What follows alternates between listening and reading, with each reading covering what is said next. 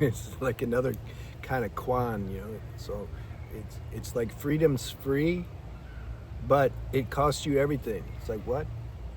Yeah, it costs you your identity with who you think you are and your relationship to this life and all the things out here that you think you need in order to feel good. It costs you that. Your illusion of control, your willpower, thinking like that's the main thing. It's all up to me. I got to make it happen. I gotta like handle stuff. That's what it costs you. That giving that up. The irony is that is what makes people sick and restless anyway. It's like everything's so backwards, man. All the things that we think are actually giving us juice and making us feel good or giving us balance are actually the things that are making us sick and tight and tense and stealing our peace. But we got to go through the evolutionary journey to realize that. How? By going and trying everything and coming to an organic seeing on your own to where you see these things. Now, can hearing somebody like me talk about it accelerate things? It can if you're already at a certain point. If you're not at that point, then, well, you won't watch it anyway. It disrupts your sleep. People don't want to wake up from their sleep. It's like you're shaking them. You want to connect with them. Get up, man. I want to like connect. And then they get mad at you, like try to kill you. Got a gun under their pillow. You know? They don't want to wake up. They don't know they don't want to wake up because they don't know they're sleeping. They think you're sleeping. So that's why you don't mess with them. You just let everybody leave them alone. I like what Lao Tzu told to Confucius. Confucius was a super smart guy. And he wanted to create all these guidelines and techniques. If he was here today, maybe he'd be selling courses, books, to steps to freedom. Because he had that type of intellect. It was a very developed intellect. And Lao Tzu was his guru. And so Confucius was excited to share his plan. He's going to help save the world, you know, because he has a perfect diagram now. Like, all they got to do is follow these steps. And Lao Tzu said, man, that ain't going to work. You can't help these people. He says, leave everybody alone to evolution in nature. That's the only thing that's going to work. They're going to have to suffer a little bit or more. And in that suffering is when realizations can start to come. Maybe, unless the self-will is so strong and they just keep, you know, their hate so, they can, at some point, no matter, you can't spiral down forever. At some point, the bottom and the pain will break you to where you have to say, God, I need some help, or something help me. Like, what is it?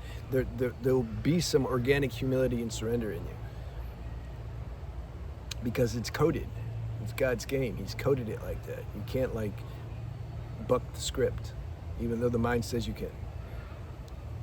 So Lao Tzu knew that, and he said he wasn't excited about his students' plans. All right, I lose track. So now I write things to put me back on track. Yeah. So the freedom's free, but it costs everything. That's why nobody wants the freedom, is because one's identity, that's the most important thing to them. It's so important to them, they don't even know it's an identity. They think it's literally what they are. I'm saying, freedom's saying, in order to get freedom, you have to give that up. But then it feels like the person you feel like you're dying. That's how I felt when I was 12, and I had that spiritual experience. I share more about that in my autobiography book. I felt a raindrop. So I felt like, because I wasn't ready for it, not to sustain in that state anyway. It was like a boon from God. Some previous good karma got ripened, and I was afforded that experience, but I wasn't ready for it. I was 12, man. I wanted to still go to school and rap my gangster lyrics, impress the girls. I used to think the girls liked that.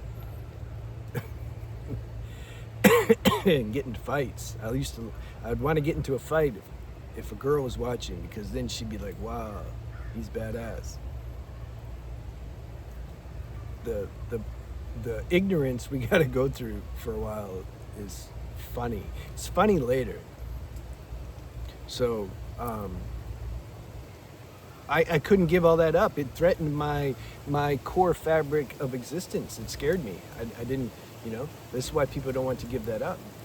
And this is important. This is why techniques in courses, in steps to get enlightened, all this stuff is super attractive to most people, because then they think, this is all unconscious, they don't know they're thinking this, they think, oh, I can preserve this identity, this delusion I'm living in, but if I do these techniques and steps, then I'll be free, but I can still keep my egoic identity. Yeah, that's a good deal. See, the teachers know that.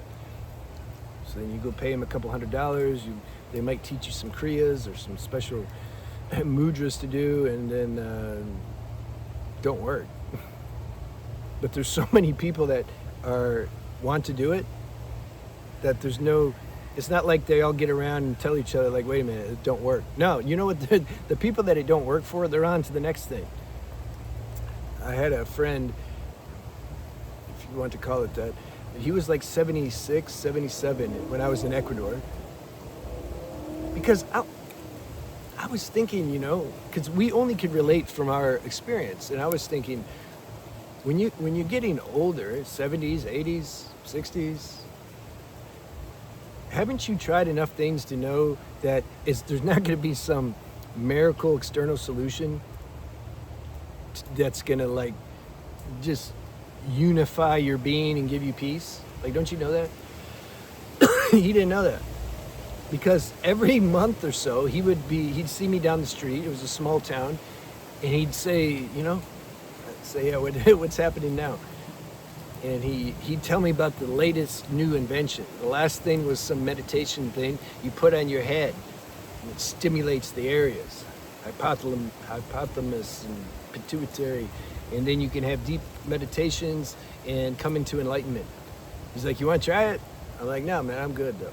I'm good. But I hope it works for you. And I'd be just waiting for the next month. You tell me the next thing, because these things never work. So people want that. They want that because they can't handle seeing the delusion of this life. It's like it hurts. It's like, really? You mean really? But we'll organically all arrive there at some point, because it's the same as apple tree. The green apples will become red. They will. And everybody, we're all like little apples. All right. Is there any practical thing, though, that I can share? If somebody said, I believe you, I would say, you believe me, why? You believe me, why? Is it coming from a realization that you already had? And what I'm sharing is kind of vivifying that, and that's why you believe me? Why do you believe me? Or is it just, you just believe me? Oh, he has 60,000 subscribers and he looks like people like him, and so I believe you. Is it that kind of belief? What kind of belief is it? We got to break things down. This is what a good guide will do, is show you where you're at. Don't pretend to be less high than you are. That's more rare anyway. They usually don't. But don't try to be more higher level than you are. Yeah, this is it's more popular that. People confuse intellectualism in belief with actual realization. So we come to that. We look and see, where are you really at? Are you really one with your words? Do you know the difference between inner guidance versus mental guidance? Do you know the difference between your mind and your true inner sanction? Inner sanction's where you get the downloads, where you get the realizations. That's what accelerates evolution. That's what gives you a shift, those downloads. It's never anything external. Your mind is external compared to what I'm talking about. Your inner sanction, this is core level. So where are you at with that? That's like bringing it back down to home base. That, do you know the difference between the two? And don't lie to yourself and say you do if you don't. So let's say now the person says, okay, I know a little bit, like sometimes it's clear, but a lot of times it's not. What can I do to make it more clear? How can I want to listen to inner guidance more than my mind. Is there anything that can be done to help me do that? The most basic thing would be healthy lifestyle habits. Read my True Health book. And preserving your sexual energy. On practical, fundamental level, those things are important. Otherwise, you have a dull mind and you can't. How are you going to get downloads? Downloads require having a sensitive mind. A supple, flexible mind, without ego, without thinking it knows everything. If you think you know everything already, there's no space. When there's space and flexibility, then downloads can come. And when your vibration of your being gets raised, then it's easier to have downloads. Then the other thing is being open to letting it be revealed to you what's your spiritual practice, what's most suited for your temperament and character. Because ultimately you have to, when we talk about the divine or God, you have to know what that is for you. You can't take somebody else's word for it. It means nothing. You have to let God, your essence, tell you what God is. And don't have the mind there trying to interpret it. This is the thing, we have to separate the two. Our inner sanction doesn't use words most of the time. It's more like, I don't know, it's real intangible. It's inner feeling and vibration and kind of a abstract seeing, and you describe it for yourself. We need to pay more attention to that. And then, so then you have some sense what the divine is. It's some kind of quiet place. I don't know, it just feels comfortable there. Here, there, everywhere. Okay. Now, what can I do? Because I'm playing the role as a human puppet, as an individual sense of self, as a seeming separation. That's there. I don't care how non-dual, how advanced a non-dual thinks he is, that sense of separation's there. What can I do? This is humility, because you're being open. What can I do to help bridge that gap, to create a stronger fusion between this individual sense of self and my own God essence? So then you can then that's where the word spiritual practice gets born. That's what a spiritual practice is designed to do. But there's thousands, probably millions of different spiritual practices. You have to be open to letting that be revealed to you. The same way that you're being open to letting this concept of what God is, the absolute, no quality, no nothing, be revealed to you. God has no quality. How are you going to describe God?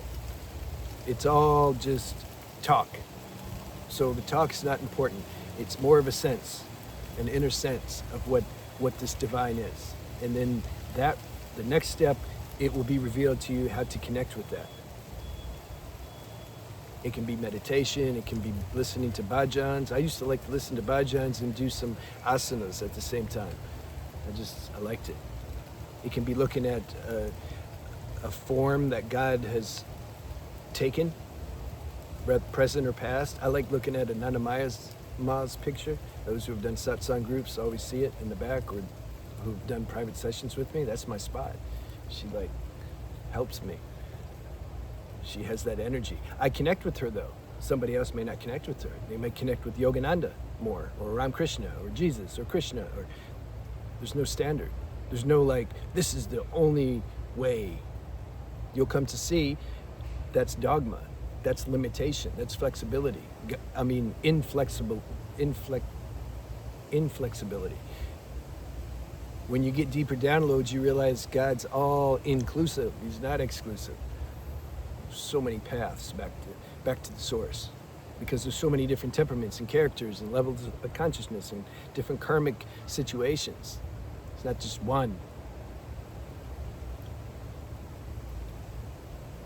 So, freedom, real freedom,